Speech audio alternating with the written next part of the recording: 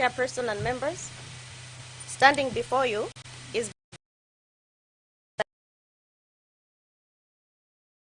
Strategy and Plans in the Malawi Defense Force and is a former commandant from the National Defense College. Thank you. Brigadier General Professor Dan Kuwali, you're most welcome. You may have your seat. Thank you.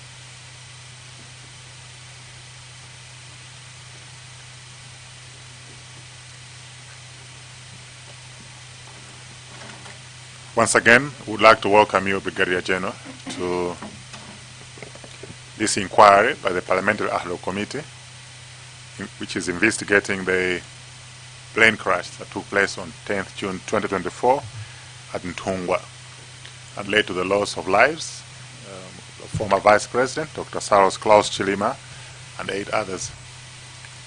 You received summons to appear before us, and the summons were very clear and specific to you. So we will require you to give testimony of the role that you played. But before we do that, we would like you to know who is here, who is in the House. We have members of the ADO Committee on the right and the Secretariat on the left. I will proceed to ask them for formalities. I'm assuming you're comfortable to proceed in English or Chichewa. Can you confirm? English. Much obliged. And our session is also live on TV, Parliament TV, and various media houses. So may we proceed now with the formal introductions, starting with members on the right. Honorable Chair, I am George Jefferson Katsipatike. I am a member of Parliament for the Wakasangats constituency, and I'm also a member of this noble committee.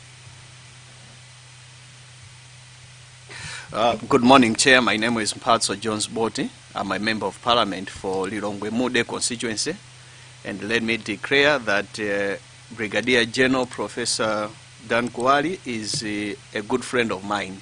Thank you, Chair. Good morning, Chair. I'm Joshua Malango, a member of Parliament for the Zagasina.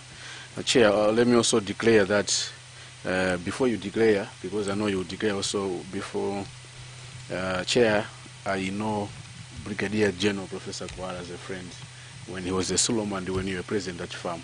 Thank you. It was not necessary. It was not necessary.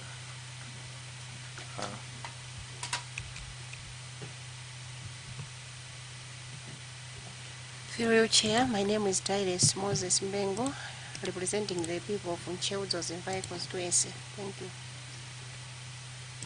Good morning, Chair. My name is Mackenzie Palamoto Nkwazi, MP for Nkatabe North constituency. Thank you. Good morning, Chair. I'm Gilbert Konyongwa from Mulanje North constituency.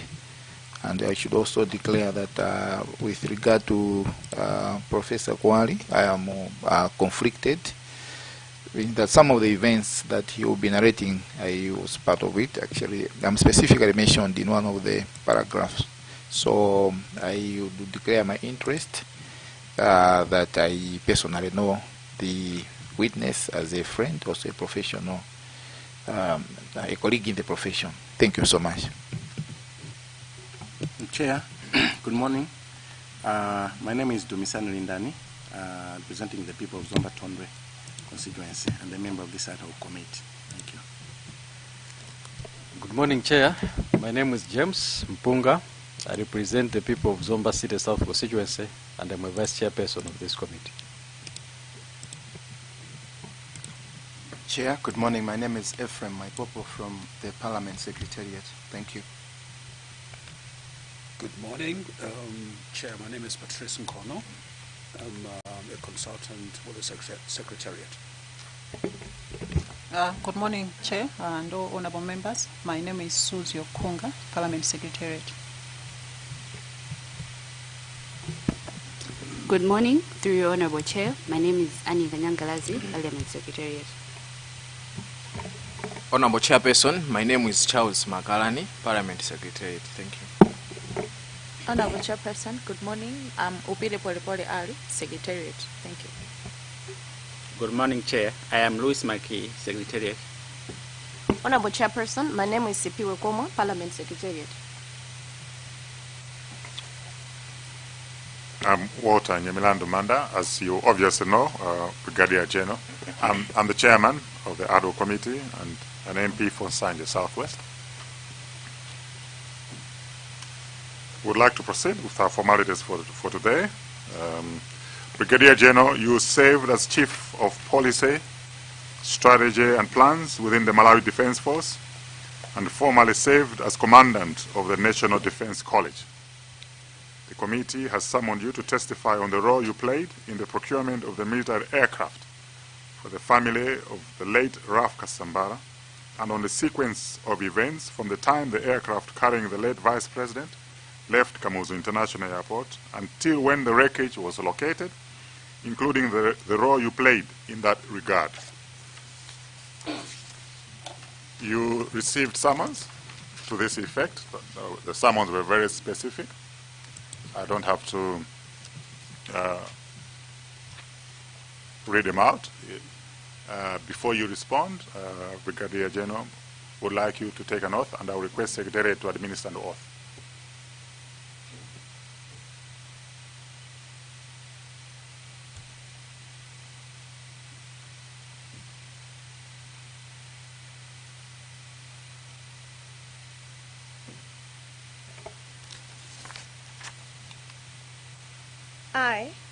I, Daniel Kuwali, do solemnly swear by the Almighty God that the evidence I shall give shall be the truth, the whole truth, and nothing but the truth. So help me God. So help me God.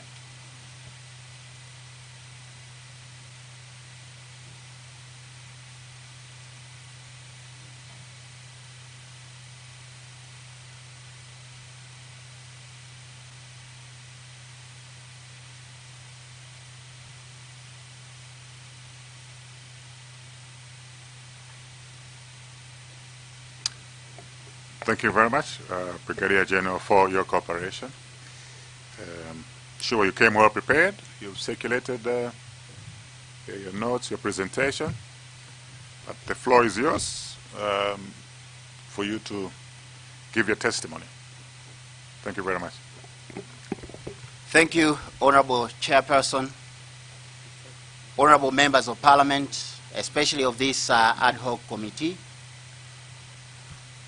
Honorable Chairperson, I respectfully submit my written statement pursuant to the summons that were issued to me by the Clerk of Parliament, which were dated 24th of June 2026. Chair, as you indicated, the summons requested me to provide information regarding two aspects. First is my role, if any, in the procurement of the military aircraft for the family of the late Honorable Rafael Kasambara AC, and also to outline the sequence of events from the departure of the aircraft, which carried the late former Vice President from Kamuzu International Airport to the discovery of the wreckage, including any role I may have played therein. Honorable Chairperson, honorable members of Parliament, accordingly, I set out a chronological account of events relevant to the matters under inquiry. I must state, however, at the outset that my involvement in the matter was strictly administrative and facilitative, undertaken in good faith for humanitarian and funeral support purposes. To be sure, Honorable Chairperson and Honorable members, my involvement in matters relating to the military aircraft, also known as Mike Alpha Foxtrot Tango 03, on 8th and 9th of June 2024, was strictly limited to facilitation upon a request for the late Honorable Raf Kasambara's family, when the deceased friends and colleagues approached me seeking assistance in conveying humanitarian requests to the authorities in the Malawi Defense Force. Honorable Chairperson, honorable members, at no stage did I participate in, influence, or make any operational, command, or decision-making determinations concerning the deployment or the use of the aircraft. Honorable Chairperson, honorable members, allow me to outline the sequence of events as they relate to me. Upon learning the sad passing of the late Honorable Raphael Zolokeri Masano Kasambara, AC, and having seen the funeral program, I attended the funeral at Goodwill Funeral Home, then located near Malawi Housing Corporation in Area 4. And that was on the 8th of June 2024, and it was a Saturday. The family was at the funeral home collecting the deceased body for transportation to his residence in Blantyre. While seated with, among others, the former Chief Justice, Honorable Justice Andrew K.C. Nyirenda, AC, and the retired Justice of Appeal, His Lordship Justice Anthony A. Kamanga, AC, I was beckoned by Honorable Samuel B. Tembenu, AC, to approach him. He was sitting in the company of who I later came to know was Mr. Rafik Gafar, together with Counsel Wapona Kita and Honorable Counsel Gilbert Konyongwa, who was then not a member of Parliament. When I joined the group, Honorable Tembenu inquired whether the Malawi Defense Force had an aircraft available for charter to transport the late Mr. Kasambara's family and the deceased casket from Blantyre to Mzuzu. Honorable Tembenu explained that it would be both physically demanding and logistically cumbersome for the family to travel by road from Lilongwe to Blantyre and thereafter from Blantyre to Mzuzu. As I was not aware whether any aircraft was available, I informed him that I would first have to verify the position with the Air Force. I immediately telephoned the then Air Force commander, Brigadier General Robert Ishmael, as his rank was at the time. He advised that he would first verify the availability of an aircraft with the relevant authorities at Zomba Air Base. After a short while, he called me back and confirmed that the aircraft, Mike Alpha Foxtrot Tango 03, was available. Given the urgency of the request, I then asked what procedure the family should follow in order to charter the aircraft. He advised that authorization would have to be obtained through the Joint Force Headquarters. Accordingly, acting on that guidance, I contacted the then Deputy Chief of Defense Force, Lieutenant General George Alexander Jaff Jr., again as his rank was at that time. I informed General Jaffu that the late Kasambara's family wanted to charter an aircraft to transport the family members and the deceased casket from Blantyre to Mzuzu, given the logistical difficulties associated with traveling by road. Honorable Chairperson, honorable members, I also mentioned in passing that I had noticed his sister, Justice Fiona Male, assisting Mrs. Maggie Kasambara, the widow of the deceased, and that she would likely also be traveling on the aircraft if it became available. General Jaffu requested that I allow him some time to seek the necessary authorization from the then Chief of the Defense Force, General Dr. Paul Valentino Piri. Shortly thereafter, the then Deputy Chief of the Defense Force, General Jaffu, informed me that the Chief of Defense Force had approved the family's request to charter the aircraft. When I asked what further steps were required, he advised me to liaise directly with the Air Force commander regarding the implementation of the approval. I accordingly contacted the then Air Force commander and informed him that the Chief of Defense Force had authorized the charter. He confirmed that the Deputy Chief of Defense Force had already communicated the approval to him as well. When I sought guidance on the next steps, the then Air Force commander advised that he would liaise with Zomba Air Base and arrange for the necessary operational coordination. The Air Force commander subsequently directed me to contact the Zomba Air Base Operations Officer, Major Amin Kalinga, again, as his rank was at that time. The purpose was to obtain the quotation for the charter charges. Having confirmed the availability of the aircraft, I informed Honorable Tembenu accordingly and advised him that the quotation would shortly be provided. The Air Force commander subsequently forwarded me the quotation via WhatsApp, a copy of which has been attached to my written submission, Honorable Chair, honorable members. I immediately, and I marked it K1, I immediately forwarded the quotation in the sum of 9,582,751 kwacha to Council Wapona Kita, who was coordinating the charter arrangements on behalf of the late Kasambara's family.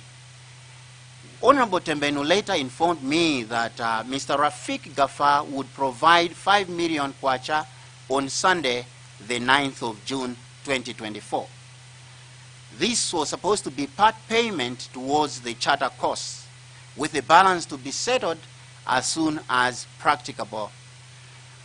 Honorable Tembenu indicated that the balance would be settled by Council Kita as soon as he mobilized the funds.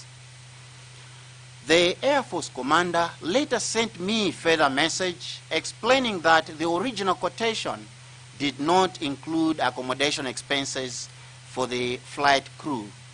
He subsequently forwarded a pro forma invoice from Zuzu Hotel for the sum of 465,000 kwacha.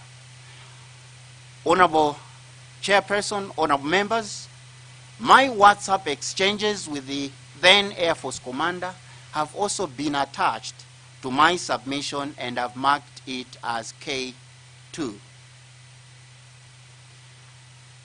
Major Kalinga, in the meantime, also transmitted the crew accommodation pro forma invoice, and I've also attached the same and I've marked it as K3. I accordingly forwarded it to Council Kita and advised that the accommodation costs should be deposited directly into the account of the designated pilot in command, Colonel Owen Sambalopa. Council Kita subsequently confirmed that the funds had been deposited and that Colonel Sambalopa acknowledged receipt. The copies of the relevant correspondence have been attached to my written submission, Chair, and I've marked it K4. I thereafter advised Major Kalinga to liaise directly with Mr. Buxton Namizinga, who was coordinating the passenger manifest and departure arrangements from Blantyre. Major Kalinga requested that I impress upon the family the importance of adhering to the agreed schedule, explaining that the aircraft was expected to depart Blantyre not later than 1600 hours to ensure that both takeoff and landing could be conducted during daylight hours, as the last light in Mzuzu on that day was 1730 hours. A copy of my conversation with Major Kalinga has also been attached to my written submission, Chair, and I've marked it K5. On Sunday, the 9th of June, after attending church, I received a telephone call from Mr. Rafiq Gafar, requesting that I meet him near Lingadzi Hotel to collect the 5 million kwacha which he had undertaken to contribute towards the charter course. After receiving the money, I contacted the Air Force commander for instructions on how to handle it. He advised me to seek directions from Colonel Sambalopa. I accordingly contacted the Colonel, who instructed me to deliver the money to him in Mzuzu on Monday, the 10th of June, as I had told him that I would also be attending the funeral in Nkatabe. I informed the Air Force commander of those instructions, and he confirmed that the proposed arrangement was appropriate. Chair, honorable members, later in the afternoon of Sunday, the 9th of June, 2024, while I had stopped at a place called Balaza in Area 43 here in Lilongwe to meet friends and colleagues who were planning to travel to Nkatabe for the funeral of the late senior counsel, I was approached by Mr. Joshua Valera, a relative of the late Vice President, Right Honorable Dr. Saulos Klaus Chilima. And Mr. Valera at that time was also serving in the office of the Vice President at the time. And he was accompanied by Counsel Mchuka George Male. Mr. Valera informed me that the commander had authorized the use of the aircraft to transport the Vice President to Mzuzu, provided that the late Mr. Kasambara's family agreed to the arrangement so as not to disrupt their travel itinerary, since they had already chartered the aircraft the previous day. Upon hearing this, I asked Mr. Valera which commander had granted the authorization. In response, he asked me how many commanders I knew. I explained that in relation to the Vice President traveling on a military aircraft, there were 3 relevant commanders in question, and namely the Commander-in-Chief, the Commander of the Malawi Defense Force, and the Air Force Commander. I therefore asked whether the Air Force Commander was aware of or had authorized the proposed arrangement. Mr. Valera indicated that he was not sure. I then requested his permission to verify the matter directly with the Air Force Commander. He raised no objection. Honorable Chair, honorable members, I immediately telephoned the Air Force Commander and asked whether he was aware of a request from the Office of the Vice President to use the military aircraft subject to the concurrence of the late Mr. Kasambara's family. The Air Force Commander informed me that he had not been made aware of any such request. When he asked me to explain the proposed itinerary, I requested his permission to place the call on a speakerphone so that Mr. Valera could outline the travel arrangements directly. Mr. Valera explained that the Vice President intended to depart Lilongwe at approximately 900 hours on Monday, the 10th of June, to travel to Mzuzu by air and then to Nkatabe by road to attend the funeral. And the plan was to return to Lilongwe shortly after midday in order to see off the then president, who was scheduled to depart the country that afternoon. Having heard the proposed itinerary, I expressed the view that it was impracticable because I was bearing in mind the advice given by Major Kalinga when he had earlier texted me that, and I quote, Honorable Chair, "Sir, what will be crucial is to liaise with the family so that departure time from Zuzu to BT is not later than 2:30 p.m. tomorrow. This will allow the aircraft to fly to BT, to drop the passengers, then fly back to Zomba." End quote. This conversation again has been annexed in my submission, Honorable Chair. The Air Force Commander concurred with my assessment and likewise advised that the proposed schedule was not operationally achievable in terms of timing, particularly given the expected departure time of the Kasambara family from Zuzu to Blantyre. At the conclusion of this discussion, Honorable Chair, I informed Mr. Valera that, in my view, it would not be possible for the Vice President to travel to Nkatabe and return to Lilongwe within the proposed time frame, particularly because the same aircraft had already been chartered by the late Mr. Kasambara's family and was scheduled to return the family to Blantyre not later than 14:30 hours on the 10th of June 2024. In light of the foregoing, Honorable Chair, I made it expressly clear to both Mr. Valera and Council Mchuka George Male that I would not participate in or facilitate any arrangements relating to the Vice President's travel as intimated. I explained that my involvement had strictly been limited to assisting with coordinating the charter requested by the late Mr. Kasambara's family, and that I could not assume any role beyond that mandate.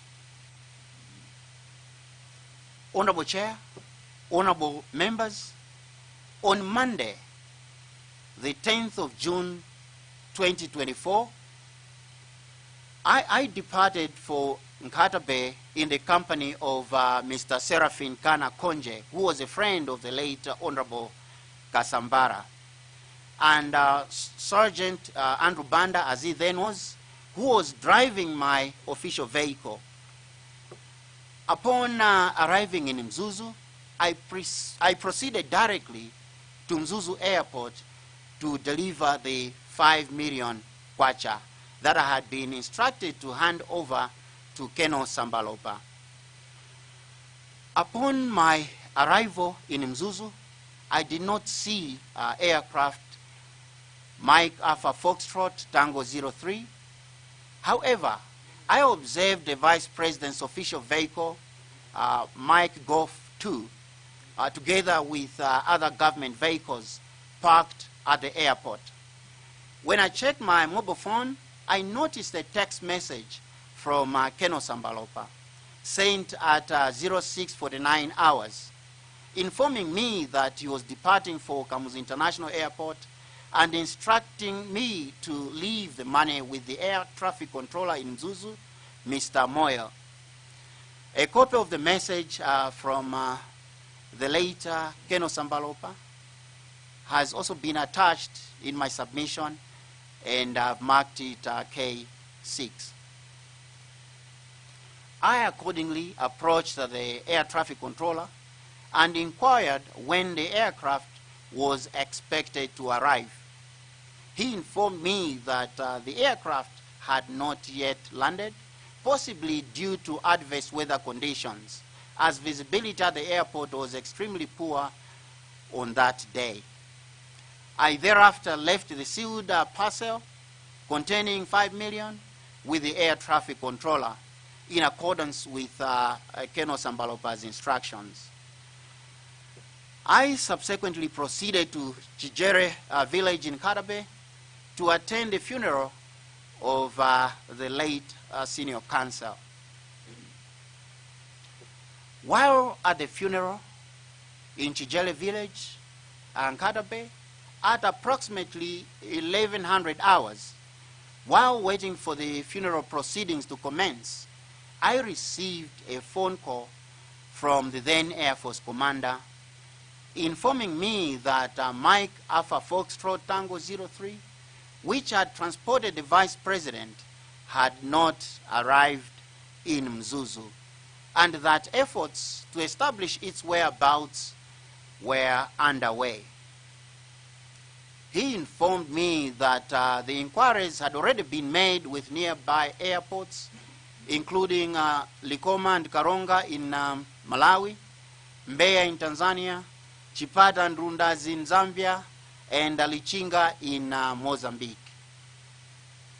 However, he specifically requested that I keep this information confidential, as search and verification efforts were still underway to determine the aircraft's whereabouts and establish the circumstances surrounding its disappearance. However, given that the commencement of the funeral program depended on the arrival of the Vice President, and considering that I had earlier spoken to Mr. Valera regarding the proposed use of the aircraft, I considered it appropriate to inform him that the aircraft had not yet arrived in Mzuzu and that efforts were underway to establish its whereabouts. Approximately 1 hour later, the then Air Force commander contacted me again and advised that the aircraft had not been located. I asked whether the aircraft had sufficient fuel for the intended flight, to which he responded affirmatively. About an hour later, I contacted the Air Force commander again to inquire whether any progress had been made in locating the aircraft. He informed me that it had still not been found and observed that based on the fuel endurance, the aircraft ought by then to have been on the ground. Recognizing the urgency of the situation, I asked the Air Force commander whether it would be appropriate to seek external assistance in locating the aircraft, given the limited search capabilities then available. The Air Force commander indicated that such assistance would indeed be appreciated. I therefore reached out to Major Benjamin Snyder, the security liaison officer at the United States Embassy here in Lilongwe, whom I knew professionally. Informally, I requested Major Snyder assistance in locating the aircraft. Major Snyder requested basic details of the flight, and I informed him that the military aircraft had departed Lilongwe from Zuzu in the morning of that day. He advised that this information was sufficient to initiate efforts to locate the aircraft.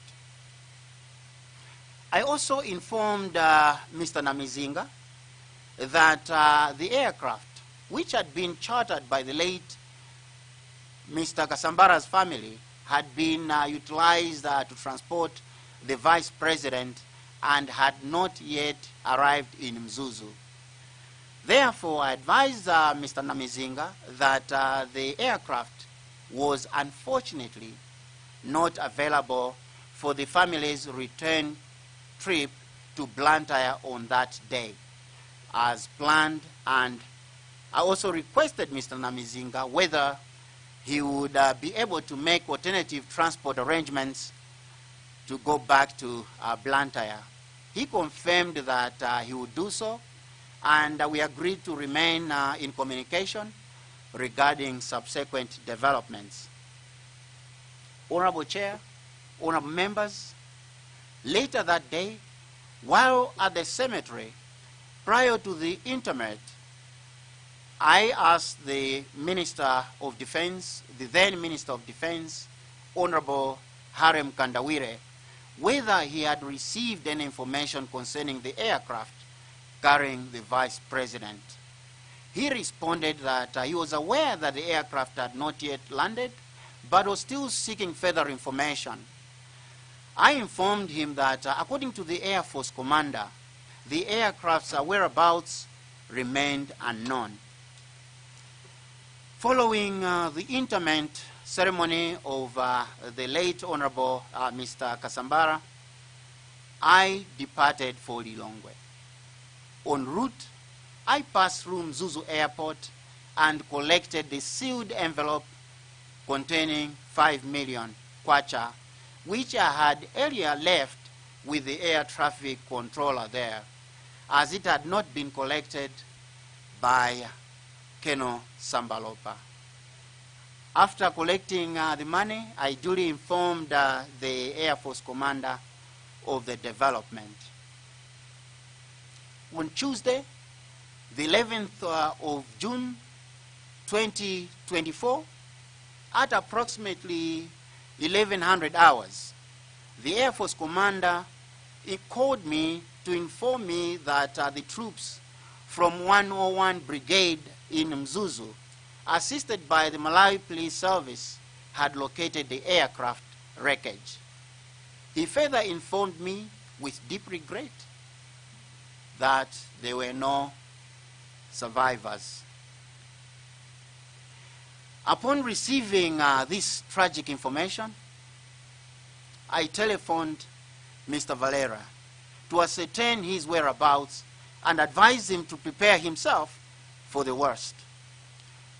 Shortly thereafter, the government officially announced that the aircraft carrying the Vice President had crashed in Ntungwa, Chikangawa forest, and that all those on board had tragically lost their lives. Honorable Chairperson, honorable members, on Thursday, the 13th of June, 2024, the Air Force commander instructed me to deposit 2,125,000 kwacha into the Malawi Air Force account, explaining that the funds represented allowances due to the crew and would be paid to their respective families. I complied with those instructions, and the corresponding deposit slip is attached to my submission chair, and I've marked it K7. When I asked what I should do with the remaining funds, the then Air Force commander advised that he would provide further guidance. And after I noted that the Board of Inquiry in the Malawi Defense Force, the Commission of Inquiry that was constituted by government, had concluded without addressing the outstanding balance, Chair, I transferred the remaining 2,875,000 kwacha to Mr. Namizinga, who had been responsible for administering the funds on behalf of the late Mr. Kasambara's family.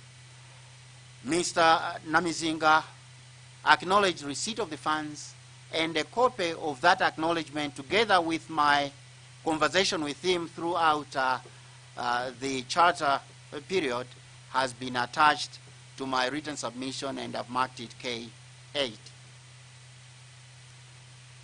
Honorable Chairperson, honorable members, in conclusion, I respectfully submit that my involvement in the entire matter was, as you may have noted, strictly administrative, facilitative, and undertaken in good faith within the established military coordination procedures for humanitarian and funeral support purposes. Honorable Chair, I wish to underscore that my involvement in matters relating to the military aircraft was strictly limited to facilitation upon request by friends and colleagues of the late Honorable Mr. Raphael Kasambara, who approached me seeking assistance in conveying a humanitarian request to the Malawi Defense Force. In each instance, Honorable Chair, Honorable Members, I immediately referred the matter to the appropriate military command structures and acted in accordance with the instructions and authorizations received from duly constituted military authorities. My role, Chair, did not extend beyond communication and coordination between civilian stakeholders and the relevant military authorities for the purpose of enabling decision-making within established chain of command. With respect to financial matters, I did not handle any funds in any discretionary or independent capacity. All funds were received, transmitted, and deposited strictly in accordance to the express instructions issued by authorized Air Force authorities. I ensured that such funds were directed to the designated accounts as communicated by competent military authorities without deviation or personal discretion.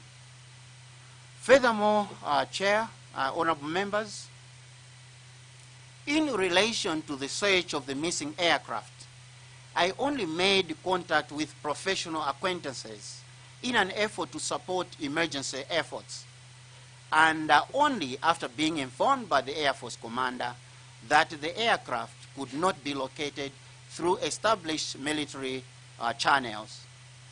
The assistance was purely supplementary, undertaken in good faith, and did not involve any operational command, control, or coordination in search activities. Honorable Chairperson, honorable members, I express my deepest sorrow over the tragic loss of the Vice President, senior government officials, the former First Lady, and my colleagues, the senior military officers who died on the 10th of June, 2024. Honorable Chairperson, honorable members, I submit with utmost respect. Thank you for your attention. Thank you, Brigadier General, for your elaborate presentation. Probably one of the most detailed we have received so far, and makes life easier for members to ask questions that are very direct. I will allow members to ask you further questions, whether to seek clarification or to probe further. May I open the floor to members?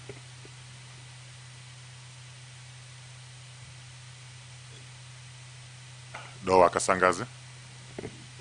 Thank you very much, Chair. First of all, I think I should also declare that I know Professor Kuwali as a professional colleague. He's a lawyer by profession. I have a few questions, Prof. The first question is, when did you travel to Nzuzu to attend the funeral of Lafu Kasambara SEC? You want me to respond now? Yeah. Okay, on the morning of 10th of June in the year of 2024, Honorable MP.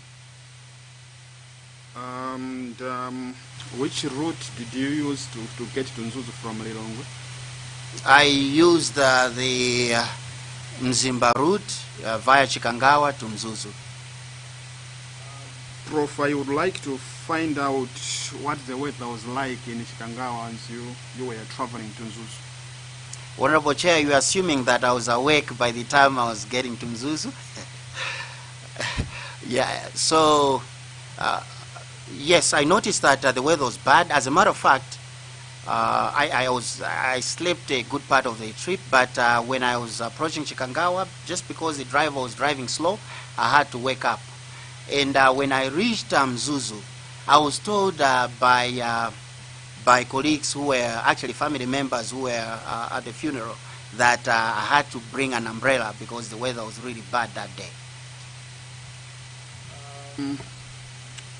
My last question is on the BFU report.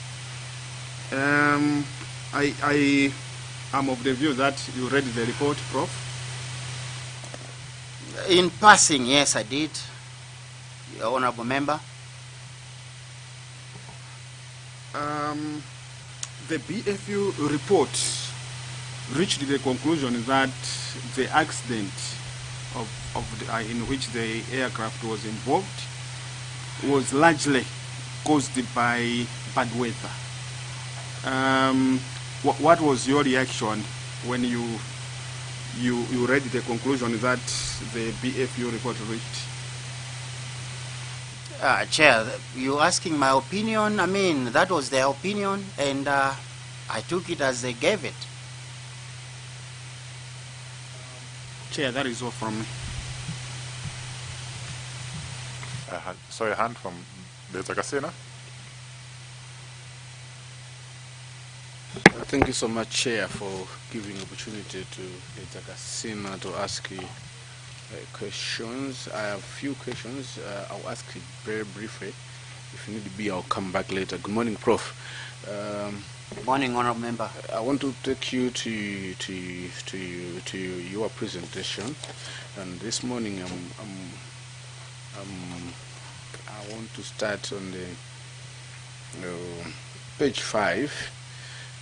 Bridge number 2. Mr. Varela informed you that the commander had authorized the use of aircraft. Did he? I have in mind the page, the bridge number 3, where he had asked you which commander you know and everything. Did he really say which commander? Apart from saying no. Apart from you advising him to go through the Air Force commander, but did he say which commander had authorized? Honourable Member, thank you. Like I indicated in my submission and also in my oral presentation, he did not specify which commander. In any event, he asked me how many commanders I knew, and I told him that with regard to the Vice President traveling on a military aircraft, there were 3 commanders who were relevant at that time. So after our conversation with the Air Force commander, we did not dwell back on which commander authorized the use of the aircraft. All right. Free chair, I wanted to go to your bridge number 8, where you are saying, in the light of foregoing, you made it explicitly clear to both Mr. Valera and Mr. Kaso and Chuka George Mali that you not participate in or facilitate arrangements setting the Vice President's travel because your involvement was restricted to Mr. Kasambala.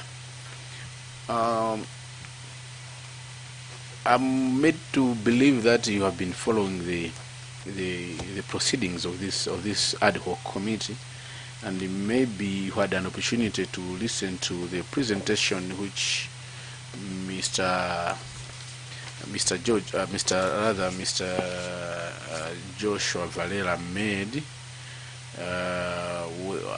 and the same will correspond to what Chair witness Mr. Dr. Latha Lake Kanyamula-Skwese made. More especially, I'm interested on the page 4 of presentation of Dr. Skwese Chair. Allow me to read to Prof so that he can hear it. Mr. Valera, that is now Dr. Skwese when he called Mr. Valera, and then Mr. Valera informed Dr. Skwese that he was with 2 relatives, in brackets, Kaso Mwale and Brigadier General Kuwali. And these jury confirmed that it was possible for the Vice President to use the aircraft. Can you confirm? Because this is what Dr. Squese made and presented to this committee, saying it was possible, and that was made by you and Castle Chukamari, but your presentation, bridge number 8, so to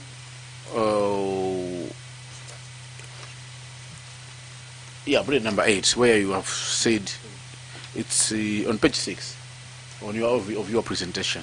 You have said you made it known to them that you're not going to participate, and even if I take it to the same page, bridge number 6, you expressed the view that it was impracticable. But then Dr. Squeste says you and Carson Chuka, you had given a permission that it was practicable. Which is which, Prof?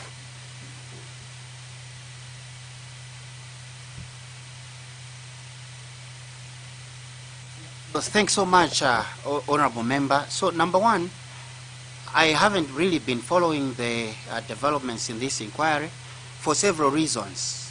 First is the fact that I knew that someday I might be required to testify, so I didn't want to be influenced by any testimonies that were given. Secondly is, it happens during working day and we have other things to do, but I do understand important work, Honorable Chair, Honorable Members, that you are carrying. With regards to your specific question, Honorable Member, obviously Dr. Sekwese's testimony with regards to what happened is hearsay. So I don't know how you take that. Number two, Chair, Honorable Members, is that I may have been included in the aspect of relatives of the late Honorable Mr. Kasambara. But that is not correct. What is correct, Honorable Member, is that their approaching me was because I was coordinating between the colleagues and friends of the late Senior Counsel with the Malawi Defense Force. To an extent, I may be regarded as a relative just because Counsel Mchuka, George Mwale, and myself are related. We are cousins. We are cousins. So that's number one. Number two, our villages in Katabe, my village, between my village and the late Senior Counsel's village, we have Counsel Mchuka Mwale's village in between. So we are basically neighbors. But my involvement in the procurement of the military aircraft was not because I'm a relation or I have been a relation to Mr. Kasambara. My involvement was because, it's unfortunate Honorable Konyongo cannot testify, but it's because number one, I was at the funeral home, and number two, I am probably the gentleman who they knew, being a counsel myself, and also being someone who was mentored by the late Senior Counsel. So, Chair, I hear you, Prof, and I 100% following you. Can you help us to know who authorized, on behalf of the family, the use of the flight to...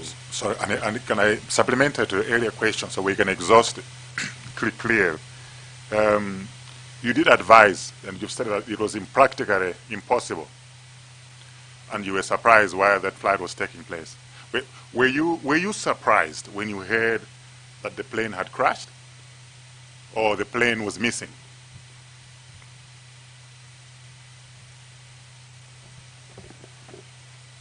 First, you said I was surprised, Chair. I did not say that I was surprised. I want you to confirm. Were you surprised? Were you surprised when you heard that the plane was missing? You know, so this information was coming piecemeal. Piecemeal in the sense that first, the Air Force commander told me that the plane had not landed. But Chair, you should also remember that when I was handing over the money to the air traffic controller, he indicated that the visibility was not good in Mzuzu, was actually bad. And when he told me, of course, there was a sense that probably it was because of the weather. So that may not have come as a surprise because of the weather at that day. So on that day. So I was asking the question because you had indicated challenges with the time frame. When you heard that there was a VVI flight that was booked, and when you looked at the time frame and your conversations on the flight of late Raf Kasambala, you said it was practically impossible because of the time frame. That's why I'm asking you, were you surprised? Chair, if you look at my script, I said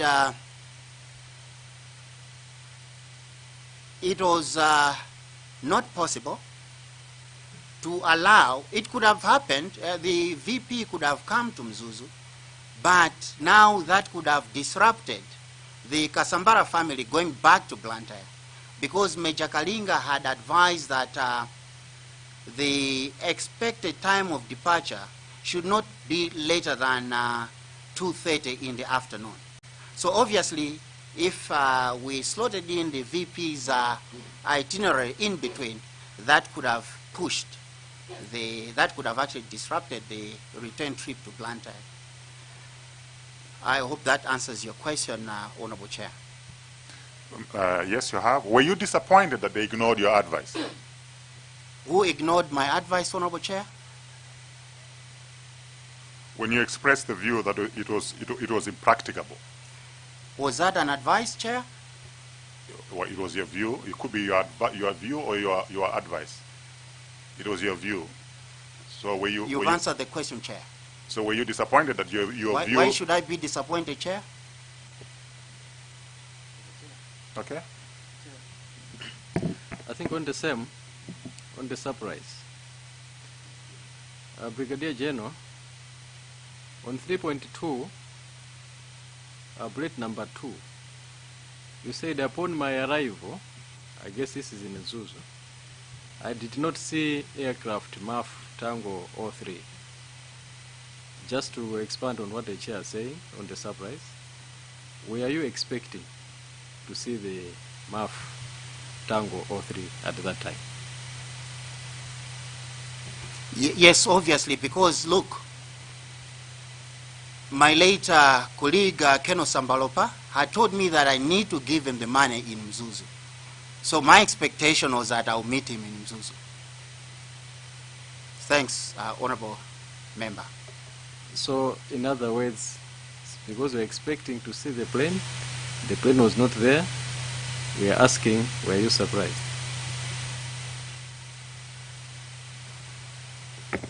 I don't think surprise is the right word, Chair, but my view is that I could have, if I was surprised, I could have said it in my statement. Keno Sambalopa wrote me a text, as I indicated. I think I've mentioned the time. He flew to Kia, and at that time, actually I saw the text message when I saw that there was no aircraft, so I knew that there was a development.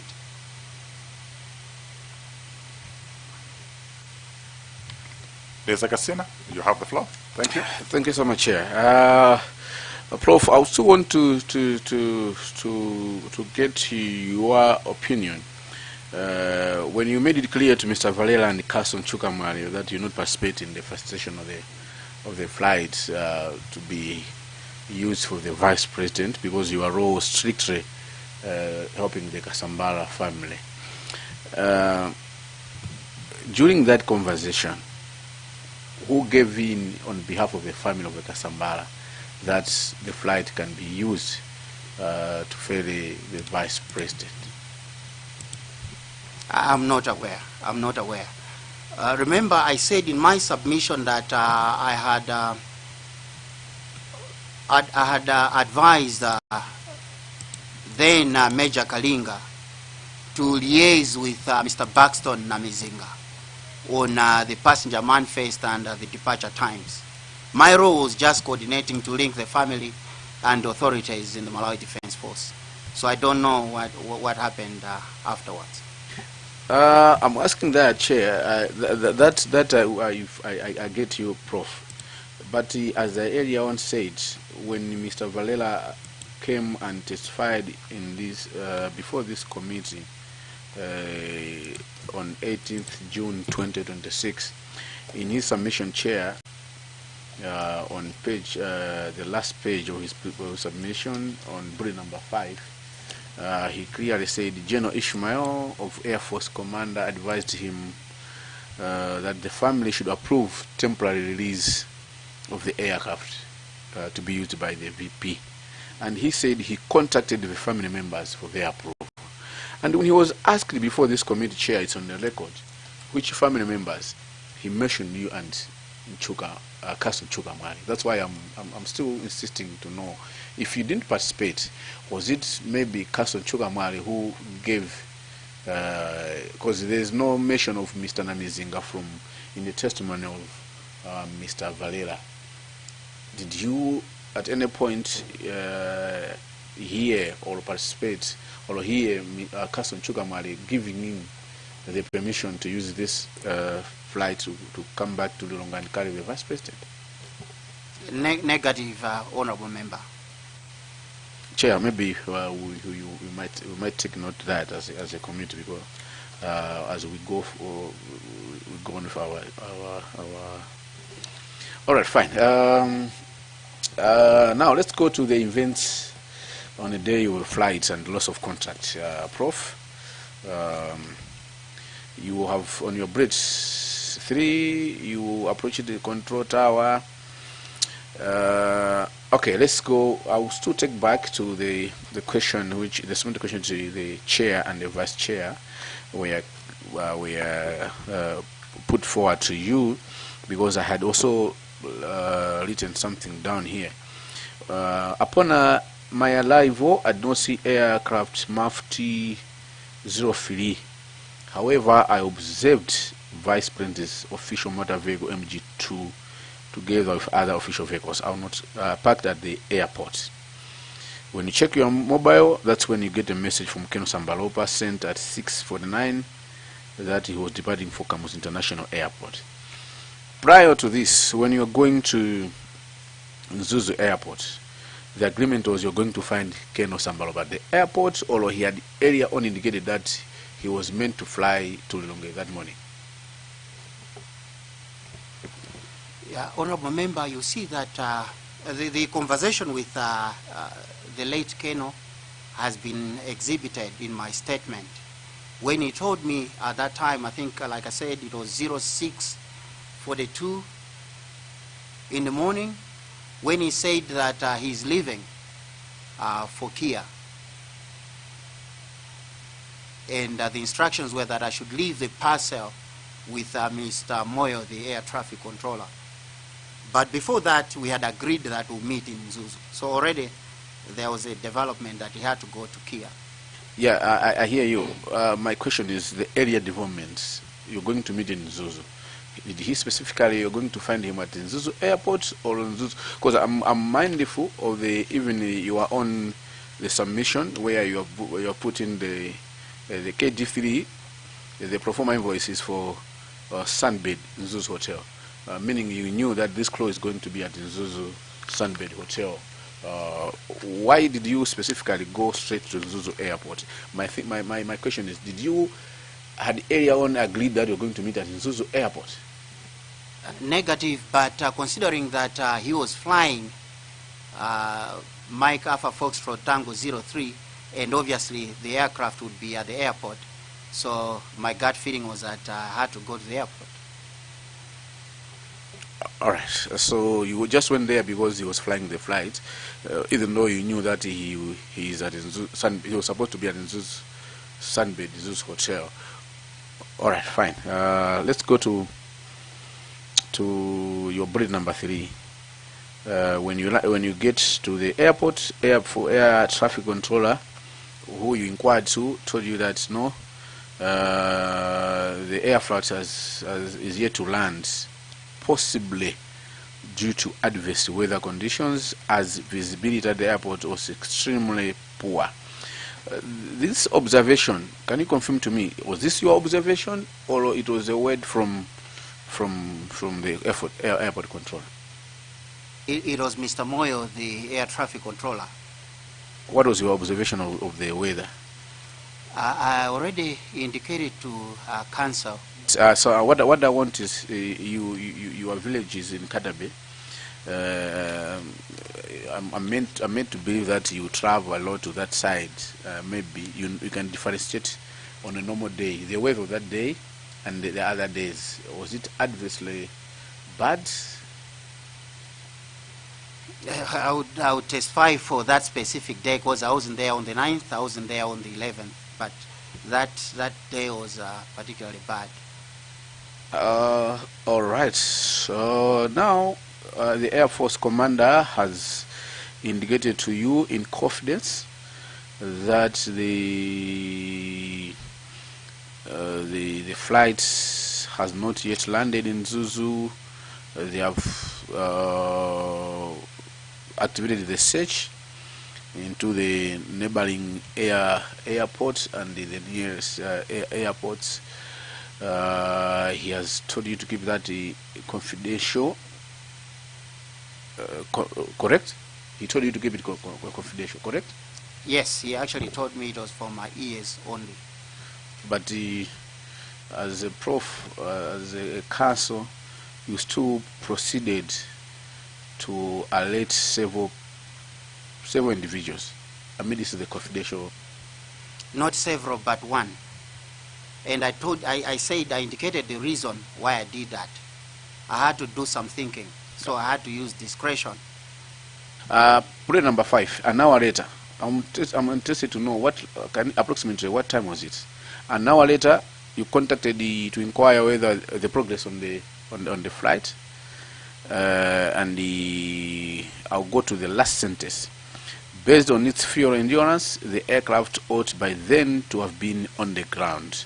That's where I'm interested. What time was this?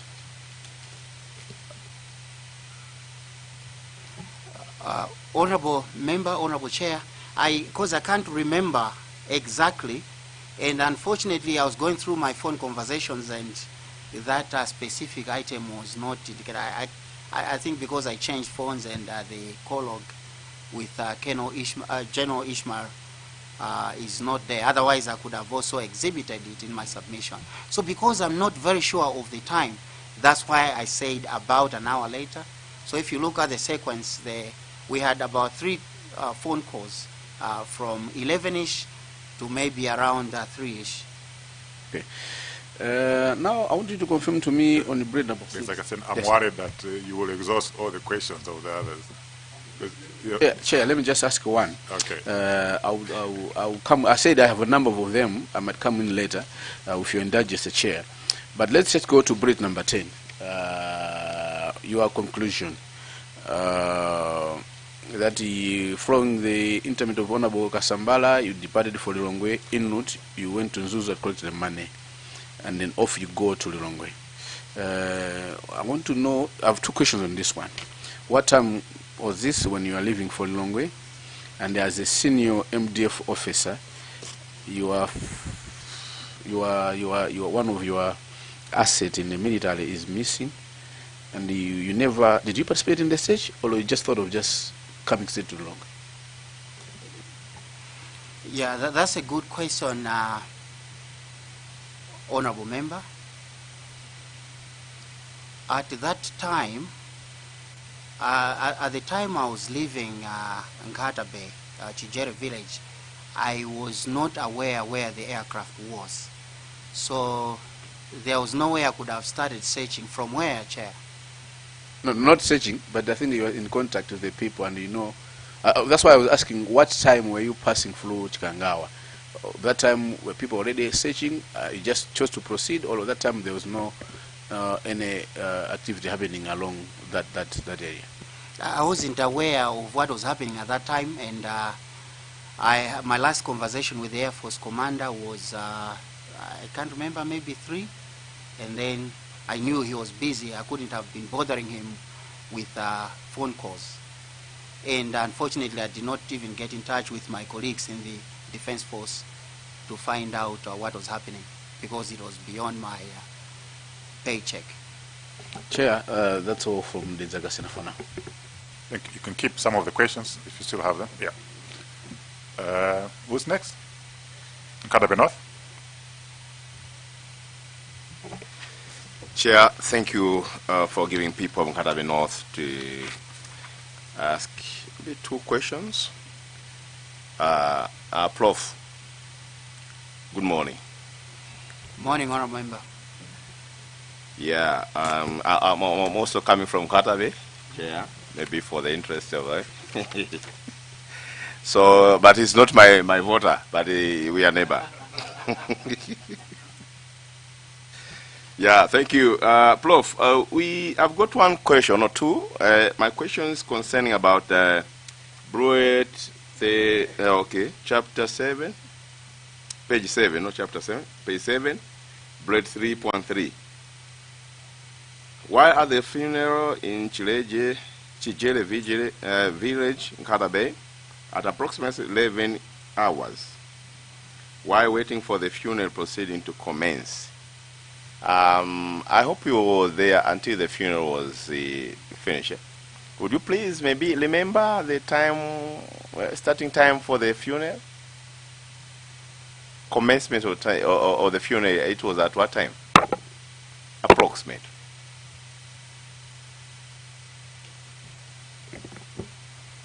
Honourable Member, I wish I remembered, yeah? But I maybe it was around midday, I can't remember exactly. Because, you know, you've received a message about an aircraft missing, and then you tend to lose touch with what is happening on the ground, and I wasn't even looking at the watch at that time. Okay, another question was the same, concerning the time. So if you don't remember, my question was again, by the time I was meeting the Honorable Halum Kandawile, informing him about the missing of the aircraft, would you remember again the time? I wouldn't remember the time. What I remember was that it was at the cemetery.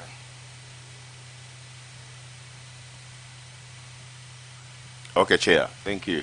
My intention was to know the time where by these activities was starting and the meeting time. Thank you. Mwanza Central. Thank you very much, Chair. Prof, on page 8, on your submission, bullet number 7, you reached out to Major Benjamin Snyder at the U.S. Embassy seeking for assistance. You gave him some details, and he confirmed that they were sufficient to initiate efforts to locate the aircraft. Did he come back to you with any information after you had spoken to him to say, or did you follow up with him? Yeah, no, thank you so much, Honorable Member. Unfortunately, he did not come back to me after I had sent him the request.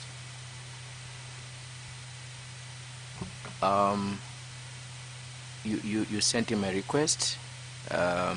He did not come back to you, knowing how important this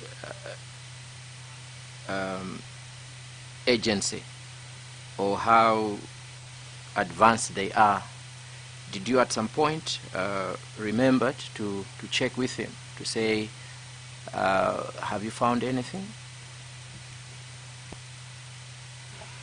Honorable Member, you may recall on that day, you know, when I asked Major Snyder informally, when I asked him for assistance, we had to put all hands on deck. Time of the essence at that time. And when it became public that the aircraft was missing, even by the time I was asking Major Snyder, I had received one or two text messages from colleagues and others asking whether the information they got was true. So we were in a state of chaos, and now later the government had taken over. I mean, the military had taken over. Also, the government had indicated that I think there was a. We know the developments that happened, that they had located a signal somewhere in Chikangawa, and then it was a whole of society approach search.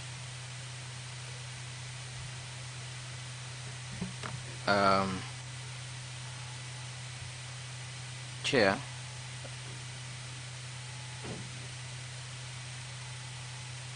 you spoke to the Air Force commander who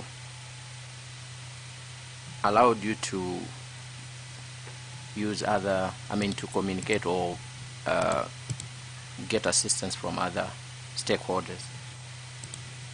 Did you probably revert to those agencies and, get an update at any point?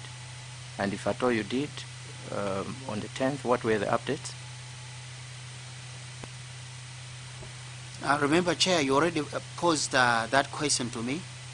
I said I only contacted one person, and one person was Major Snyder, and I think I've addressed that question, Honorable Member. Chair, for now, let me stop there. I'll come back. Zomba City South. Thank you so much, Chair. Brigadier General, I have one or two questions. I understand you went to Nkatabe to bury your friend, and also someone who was coming from your area in Nkatabe. But this was a military funeral. So I know that there are a lot of army officials there. Would you maybe alert us in terms of who was the the highest ranking officer at that funeral?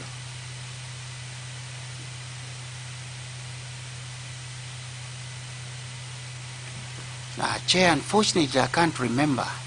But what I remember is that I saw a police officer, now IG, Mr. Richard Luhanga was there. I know there was a military officer, but I can't remember exactly who it was. I can't remember exactly who it was. You follow chain of command in the military. So when you are there, you could actually see who was above you or who was below you. Is that correct? Precisely, precisely. So my question was, who was above you at that funeral, the military?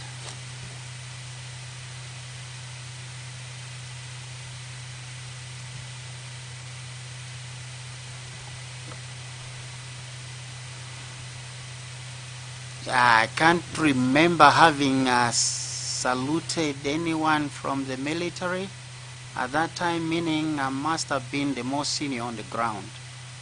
But I went in my personal capacity.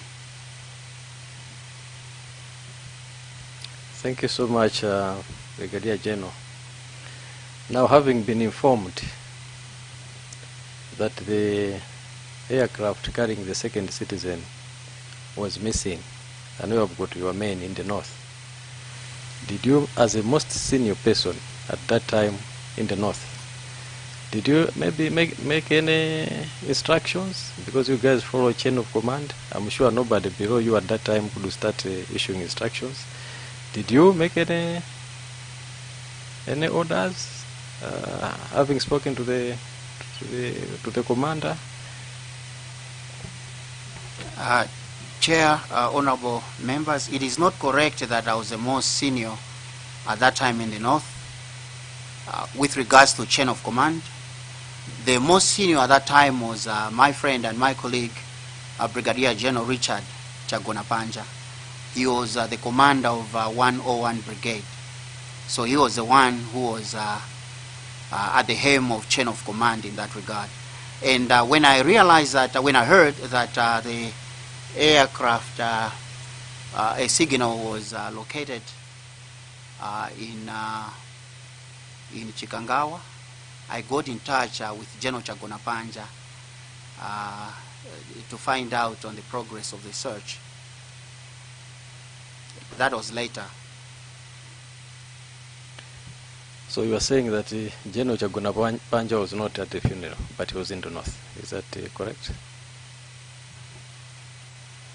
You asked me, okay, so at that time, General Chagonapanja, I was senior to General Chagonapanja at that time. Does that answer your question, Chair?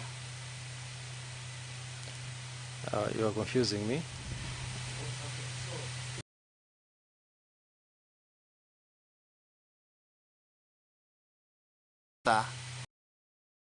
At the funeral, I said negative. Now, you put it to me that I was the most senior in the northern region, and I said negative. In terms of chain of command, I was not in the chain of command. In terms of chain of command, the one who was leading the troops was General Chagonapanja, Brigadier General Chagonapanja. So he was the one who had control, command and control of the troops, and not me. So we are talking about different things there. Thank you very much. I'll still ask, because you are the most senior in the north. Negative. Not in the north. The most senior officer in the north at that time was Brigadier General Chagonapanja. He was the one who was giving orders. If I gave an order to a soldier, because I was out of the chain of command, I couldn't actually give an order unless it is probably on something else. No, I hear you, Brigadier General. So I'll move on. I asked earlier about page number 7, bullet number 3.2. I think we discussed that already when I was asking that you did not see the aircraft. But I want to continue from there. I see that your submission is devoid of time. I don't know why. But can I ask you, what was the time you arrived at the airport? It is not correct to say that my submission, Chair, is devoid of time. I've actually attached exhibits with timelines. So I think we should depart on that understanding, Chair. In terms of my arrival at Mzuzu Airport, I can't remember exactly, but probably it was around just after 8 o'clock, I think.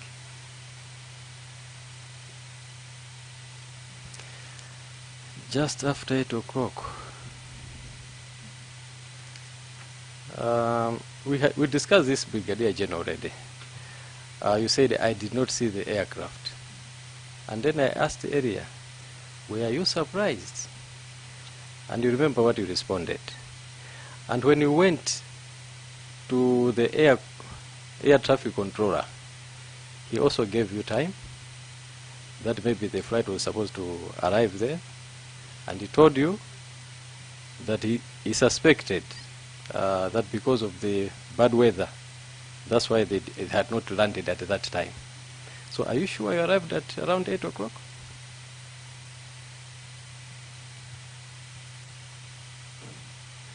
All right, no, I think you're right. Good thing is that I've mentioned that I was in company of Mr. Serafin Konje, who was, I think, late all the time. He should know the time that we arrived in Mzuzu. And I was also with now Staff Sergeant Banda, who was driving. I'm sure he should know the time we got to Mzuzu. And I'm sure Mr. Moyo, he should know the time he received the money. You know, you don't expect something happening, you don't look at the clock all the time. And I told you that I had just woken up because I had a deep slumber, so I wasn't paying attention to the time. But It's unfortunate that again my colleague with Keno Sambalopa cannot be retrieved. I could have been able to figure out the time from there.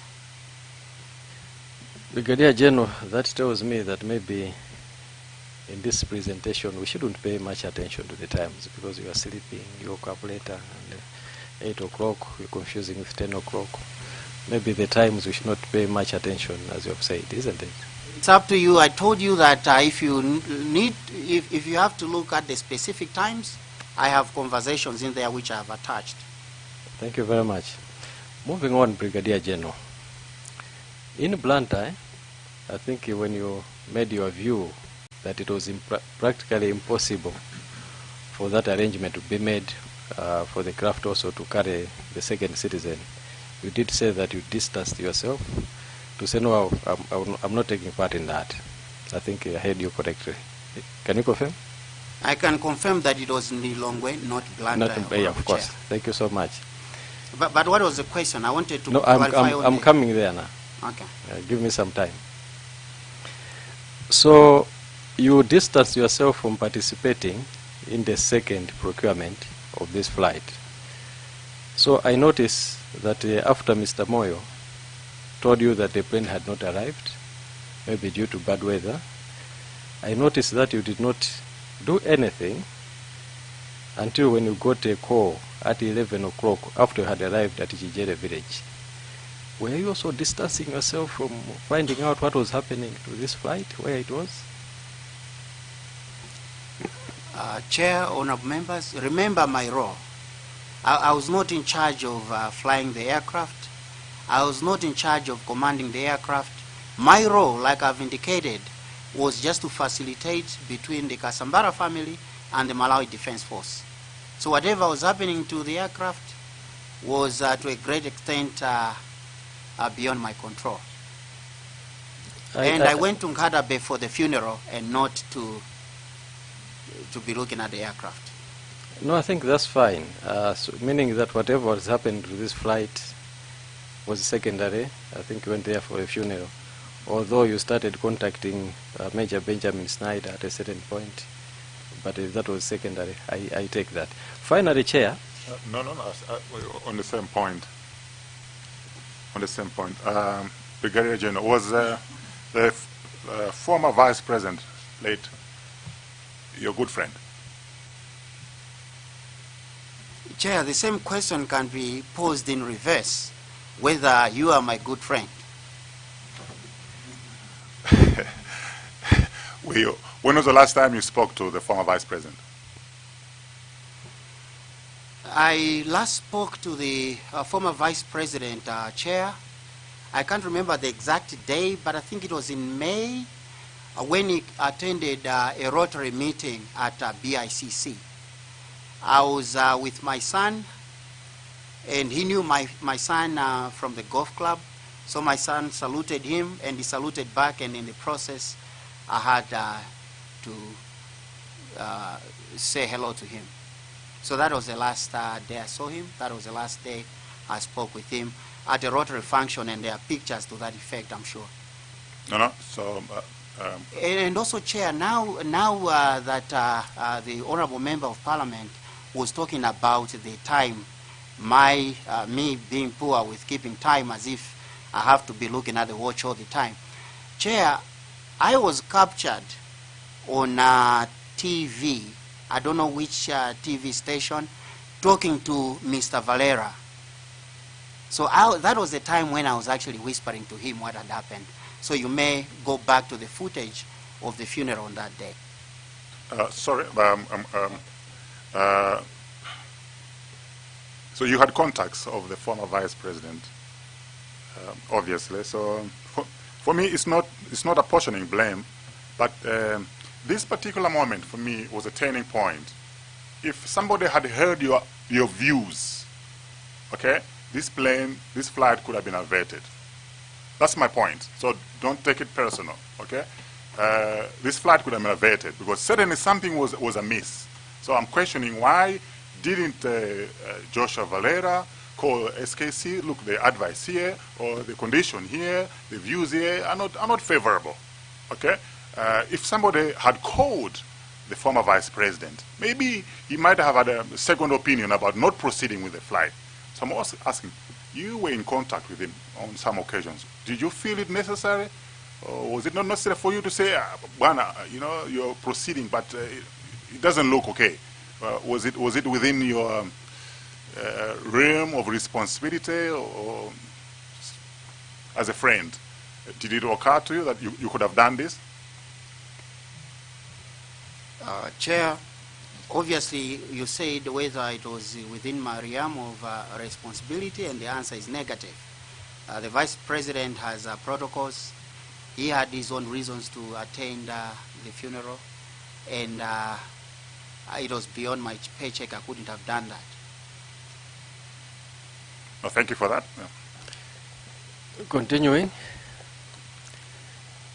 Brigadier General, was the late Vice President your friend? Chair, how many times am I going to respond to that question?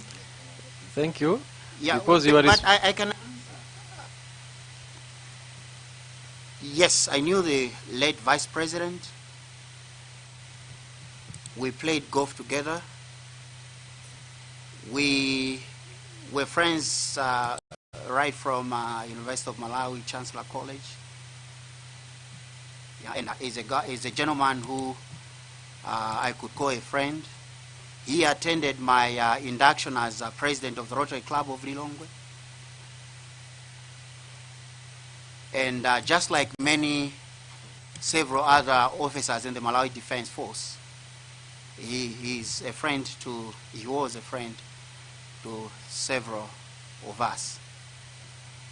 I hope that satisfies your question. Thank you so much, Brigadier General. No, we had to squeeze that out of you, so I'm satisfied.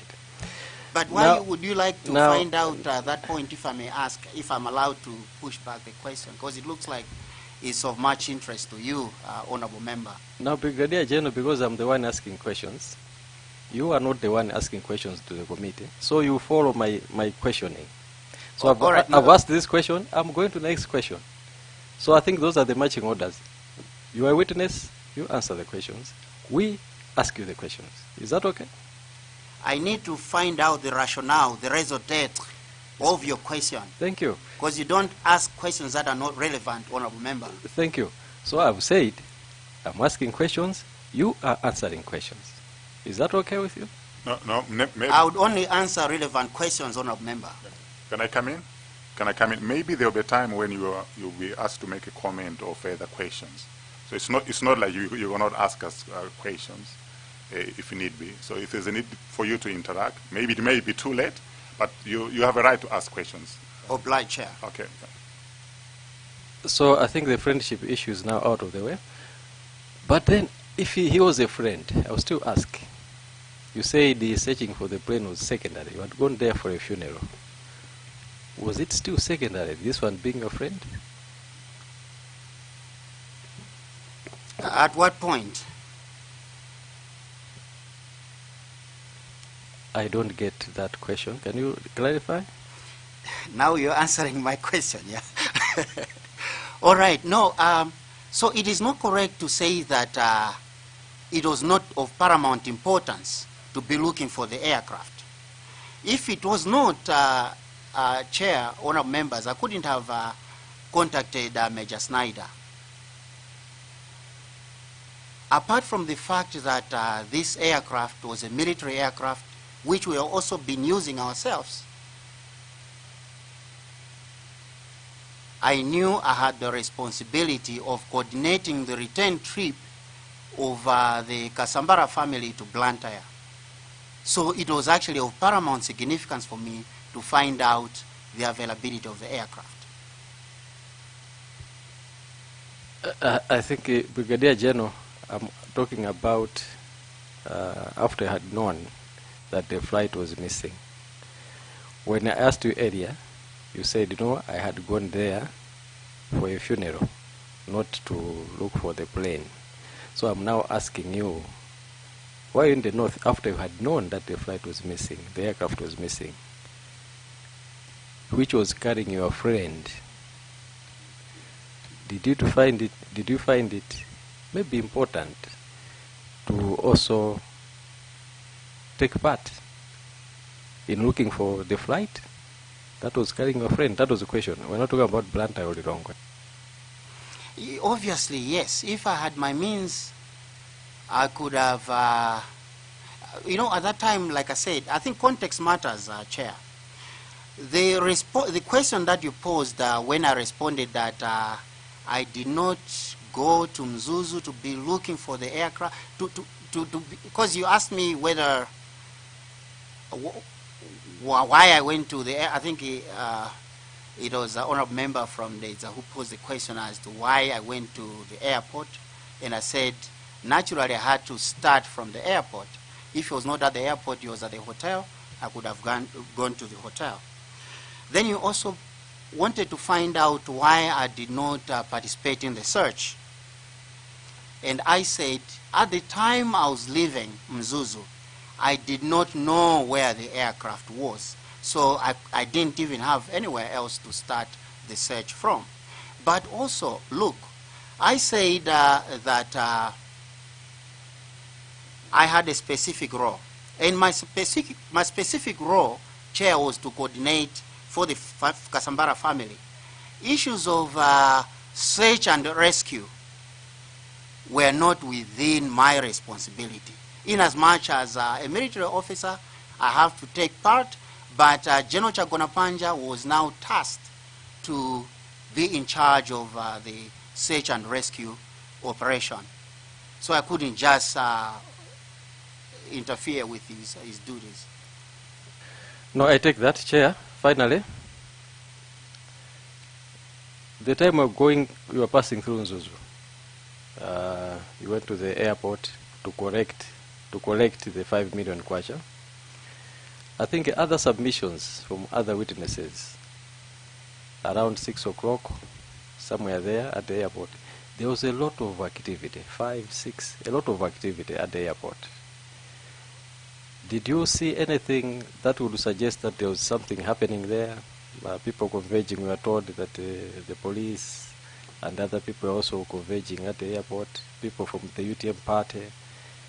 You collected the 5 million, but you did not suspect anything around the airport. Is that correct? It is not correct, Chair. Obviously, we knew that the gathering at the airport was either waiting for the landing of the aircraft or indeed coordinating the search and rescue operation. Follow up. So you did not have time to ask these people who are coordinating the search and rescue to say what is happening, where is the search starting from, in case they had leads that could also help you to join the search? Chair, I told you that as a military officer, I can't just start searching anyhow without orders, right? And I told you, Chair, that with regards to the search and rescue operation, the commander on the ground was General Chikangawa, who is a competent military officer. My role was to come back to Lilongwe. And I was consistently in touch with the Air Force commander because of my specific responsibility of coordinating with for the Kasambara family. And for me to take part in the search and rescue, I had to either be given orders by the authorities in the Defense Force. Alternatively, if I wanted to join the search in my personal capacity, I had to seek authorization from the authorities in the Malawi Defense Force. I hope that clarifies your convoluted question, Honorable Member. It does, Brigadier General. Thank you, Chair.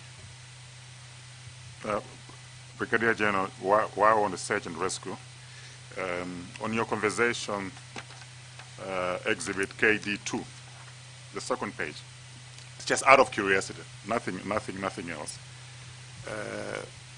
There's a message there from Colonel R. Ismail, and then forwarded messages from Kevin Wells, and then Harrison Wells for Zoe. These guys have infrared drones for search and rescue. The time there was 22 54. So I'm wondering, was this information used in the search and rescue? Because we heard that there was a drone later on. Did it arise? Did the drone surface because of this conversation? Just out of curiosity. But there's this conversation. These guys have infrared drones for search and rescue. It came in late in the middle of the night, but the plane was eventually discovered in the morning. Did this drone, this conversation, facilitate any role? Yeah, no, thanks so much, Chair, actually, for reminding me of that conversation. I hope your Vice will be able to see that, to see the kind of assistance that I was rendering in the background. So I got a message, I think, from one of the students from the Malawi University of Science and Technology, or one of the acquaintances who sent me those contacts to say these guys may help in search and rescue operations. So I sent that text to General Ishmael to assist him in the coordination of the search. I must have also sent it to my colleague, General Chagona Panja. Because, look, it was a whole all hands on deck operation. We had to ensure that we find the aircraft, the missing aircraft, as soon as practicable. So that's why we had to involve everybody. So to answer your specific question, Chair, I don't know whether General Ishmael used those contacts. Thank you, General. There's Mayani. Thank you very much, Chair, for allowing the people of Dedza Mayani to ask a question to the Prof. First, let me express that yours is, I agree with the Chair, is one of the most detailed presentation, and you tried your best to make it as easy as possible for all of us to follow. But looking at your previous roles, I am understanding that you were the Commandant of the National Defense College. Is that so? Correct, Honorable Member Dedza Mayani. When was that? I was Commandant of the National Defense College from August of 2022 to December of 2025. Oh, so it's very recent. I just wanted to understand about if you were given either provided with a vehicle and as a commandant, were you provided with a vehicle and the fuel, and how was the fuel provided to you for that vehicle? I just want to learn on that one. Yes, I do have an official vehicle, and I've also used it here. The fuel is paid to me by the Malawi Defense Force on a monthly basis. And if I have specific trips which are not provided for in my monthly budget, then I have to requisition from the Joint Force Headquarters. So I just wanted to get your operational issues. So for me, I just wanted to understand how you operate. In that manner, then it means the army, of course, where you are, you don't use fuel cards, or what's the payment method necessarily when it comes to fueling? I just want to understand that. Depends. It depends. Like in my case, it's factored in my salary, so I get it through my salary. But I know my other colleagues have fuel cards. I also had a fuel card at some point. Yeah, by and large, that's how we do it.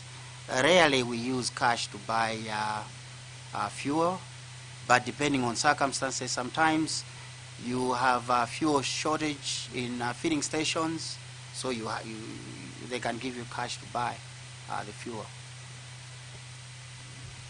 Chair, I do understand that a military craft cannot necessarily buy mafuta munchigugu or something of that nature. So that's why I'm a bit more curious, because when you get the story about the fuel or money, it is coming in cash. So I am trying to see how the fuel for the aircrafts are done. Does the donor have a fuel card, or how is it being fueled, and how is the payment being affected? Why am I having that at the back of my mind?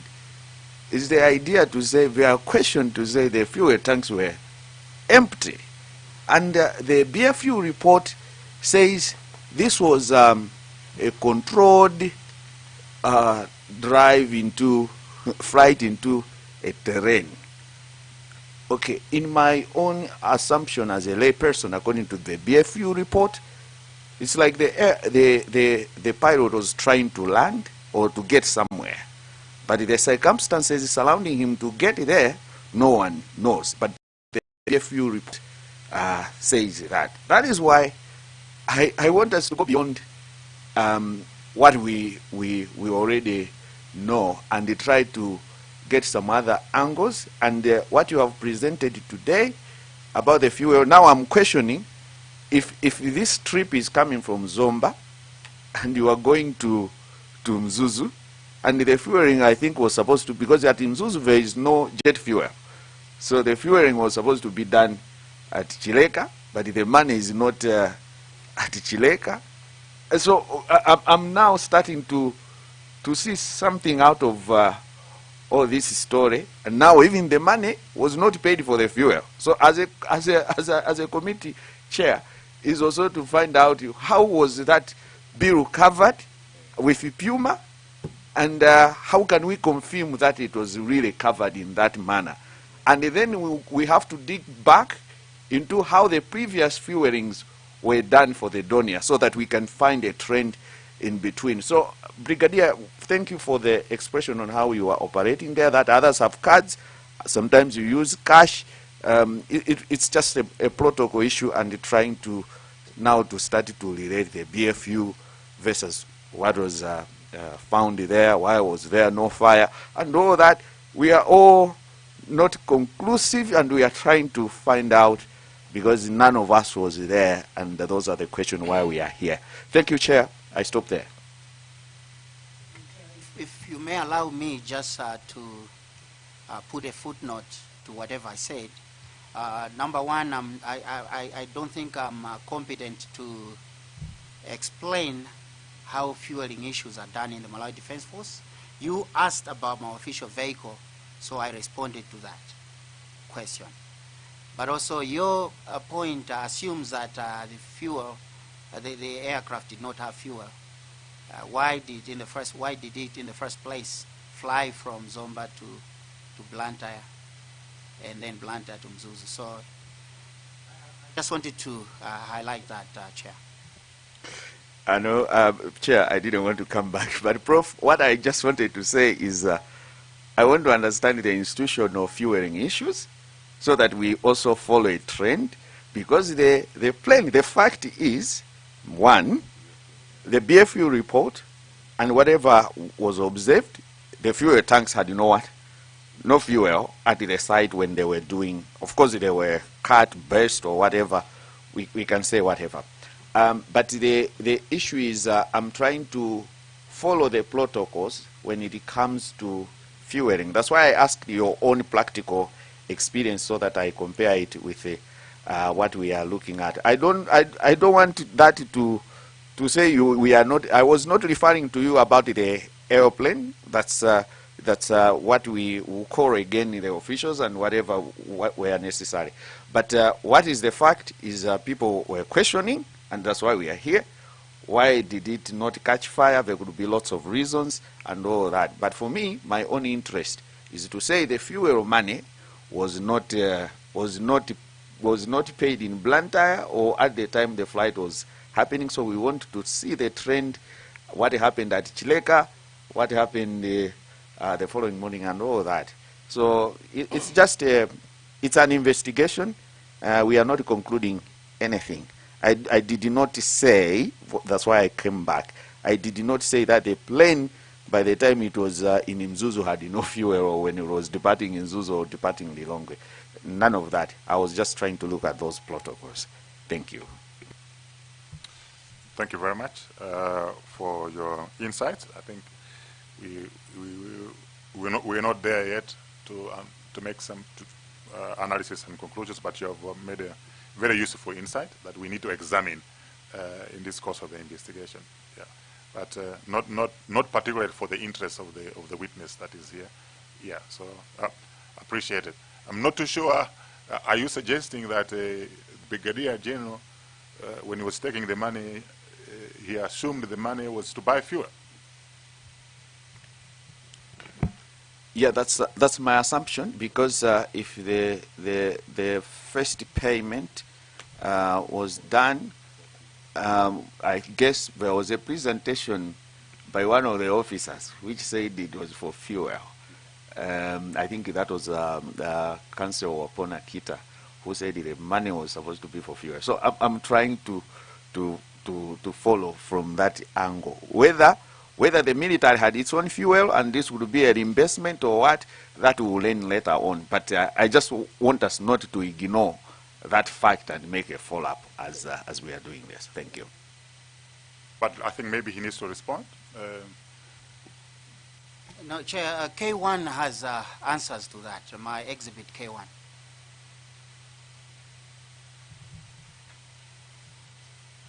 Yeah, K1 has the total cost for fuel, which is 5.1 million kwacha, and you were carrying 5 million kwacha.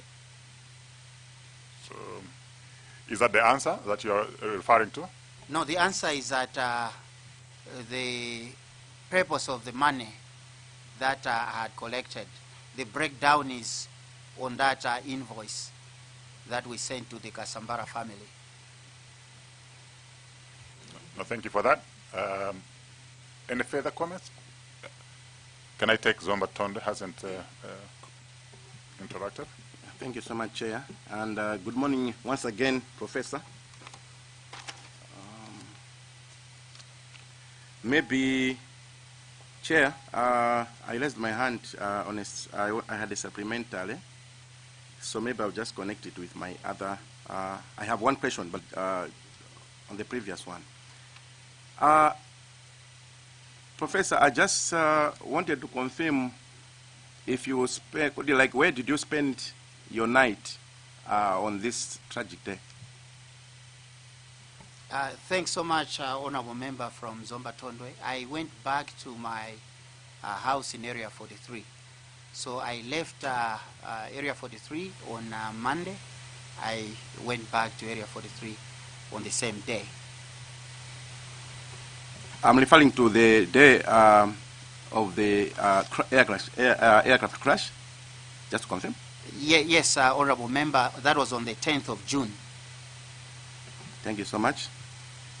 I was looking at, it may look like I'm repeating, but just to stress something different, I was looking at when you are assisting Mr. Valera and the Mwale on the procurement of this flight, you personally called the Air Force Commander.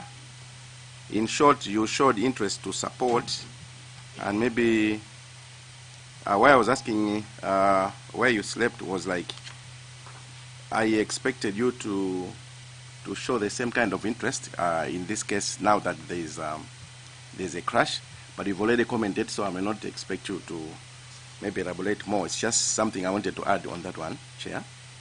And the two, I wanted you to confirm that when these people, Mr. Valera and Mr. Ngale, when they came to you, you wanted clarity on which commander of the three relevant commanders. And when later you called Brigadier General, was it Major General? I'm not so sure, but Ishmael. He indicated that he had no information, so he did not know. From that perspective, I wanted you to confirm that the commanders, out of the 3 relevant ones, the commanders who knew of the arrangement, we are looking at the commander-in-chief and the CTF. Just to confirm that the Air Force commander did not have any, never had any prior knowledge of this, just for you to confirm.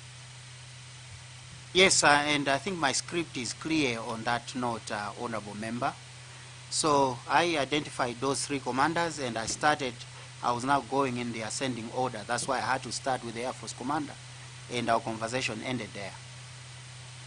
No, that question I'm asking you for the sake of this committee, because we've had other witnesses and surely we may be having others, but I wanted Chair to note that his testimony is that in this case, Major General Ishmael was not part, so we are looking at the possibility of the others. I submit. Thank you. Any questions? There's Agostino.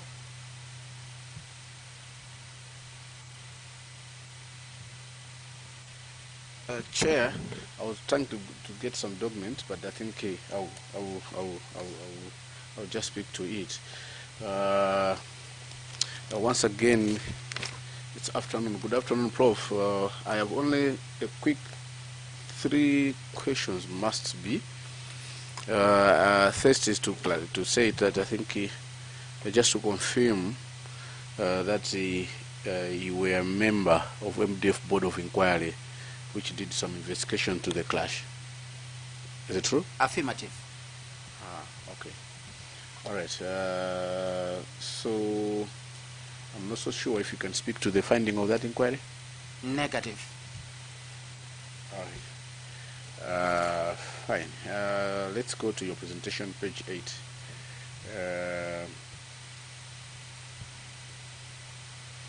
You have used the word limited search capability.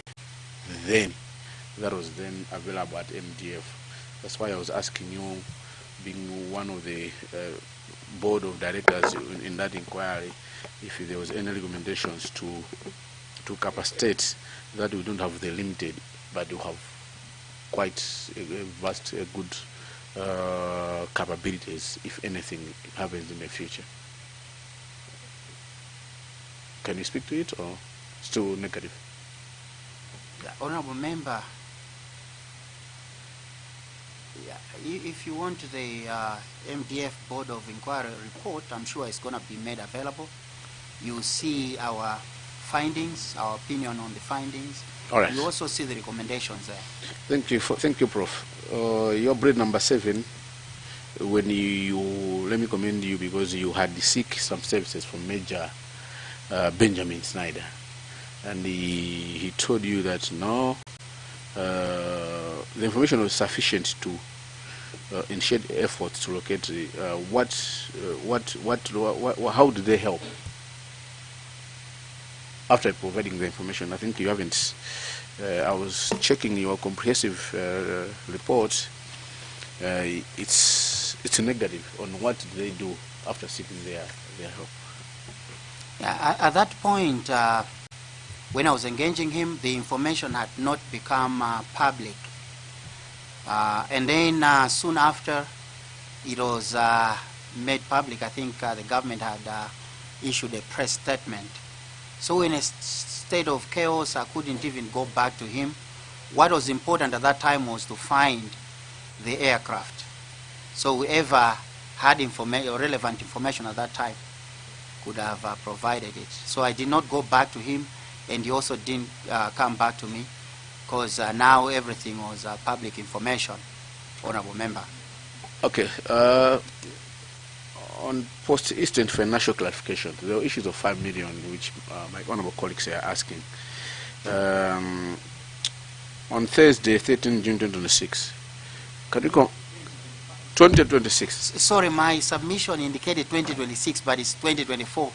Chair, you may need to correct that. My sincere apologies on the dates. With your permission, yes. Then the Air Force commander instructed you to deposit. I want you to confirm that the 5 million, you are saying 2,105,000 you deposited into Malawi Air Force Command because the funds represented allowances to the crew. Correct? Correct, Honorable Member. If you look at the invoice, it is also indicated that, and that's also what the Air Force Commander told me. So this was not the fuel money, but it was for allowances, is it? So the estimate or the quotation, which is K1, has a breakdown of everything. And that we submitted to the Kasambara family. I'm sure the Air Force Commander or Major Kalinga may also have brought it as an exhibit. So it has a breakdown of the purpose of the respective sums of money. Chair, I think that's all for Bezagasina. Just to say that I was asking that because I was looking for that documentation. Chair, if you remember, Major Kalinga had indicated that they pay fuel using the check, and they paid through the check the fueling. That's why I was asking that he must confirm that the money was for allowance for the crew as he has indicated. I submit, Chair. No, thank you very much. We don't want to go backwards. I think we've gone through, the quotation is clear. There's a summary there on the quotation. Aviation fuel, 5.1 million. Money for operational costs was 2.1 million. Allowances, 2.1 million. So we don't want to go back there, but he has been kind enough to provide us with all documents. Brigadier General, it's been very thorough work from you. You've demonstrated that you're indeed a prof in law, a prof in what you do. I particularly like your presentation. You've made my life much more easier to ask for us to ask you questions, because they say the devil is in the detail. The devil is in the detail. But here it was very clear. We were able to pick up, issues that we should interact with you. So we appreciate. I'm sure members have exhausted everything else that they wanted to ask. Others are conflicted, so we respect that. We may have ably represented them in the exchange, but you responded very well, Brigadier General. Do you have any final comments or questions, lingering questions that you wanted to ask? Yeah, Chair, just to underscore one point, that it is not us who requested the Kasambara family to give us the cash. Ordinarily, they could have deposited it into the Malawi Air Force account. But that's how they were mobilizing the funds. That's why we had to carry the cash. So I think that clarity is required, Chair. Well noted. Well noted. Thank you for allowing me to also present my side of the story. As you may have indicated, Chair, the late Vice President was a friend to many. We lost senior government officials who were acquaintances. I lost, just like other colleagues, senior military officers who flew us, who were dear colleagues. So the nation lost patriotic citizens. So I thank you most sincerely for allowing me to present my side of the story. I hope it has been presented and received in the manner in which it was intended. Chair, I just wanted to take this opportunity to also explain my personal side, that there are some conspiracy theorists, Chair, who are spreading false rumors, allegations, Chair, which are serious, that some of us actually murdered our colleagues. Chair, I would respectfully request that you need to find a way of stopping this, because it is the mandate of your committee, Chair, that will establish what happened. In as much as personally we have other means of getting these individuals to book, but we need your support, Chair, because spreading false rumors, we have mothers who are advanced in age, we have children who are young. You said the late former Vice President is a friend. The widow is still around. The children, they know us as uncles. So, Chair, to allow unpatriotic citizens to be spreading false rumors, it is not okay. I sincerely request for your support. Chair, some of us have fought twice as hard to make the names that we have today. For somebody to destroy other people's names just because they are high on cocaine, that shouldn't be allowed, Chair. My sincere apologies for being emotional, but I had to say, Chair, we are all patriotic citizens, we are all law-abiding citizens. Please support, please help. Otherwise, honorable members, honorable Chair, keep up the good work. Let's get to the bottom of this issue. It is in our interest of not just yourselves, but all of us. I thank you so much for allowing me to have this opportunity. No, thank you, Brigadier General. Just to assure you that as Parliament, we have a duty and the responsibility to defend and protect the witnesses that are going to come here. So even every information that you have disclosed here, we have a fiduciary responsibility to safeguard your life, your future. So we will not in any way or under any circumstances accuse any wrongdoing. That's not our duty. And we will not allow other people to come and attack witnesses, because others will also start shunning away. So we share your sentiments, Brigadier General. We will discuss on how this matter can be handled as a team. But just to appreciate your cooperation and the discourse we've had. And we wish you all the best. May God bless you. You may take leave now. Thank you.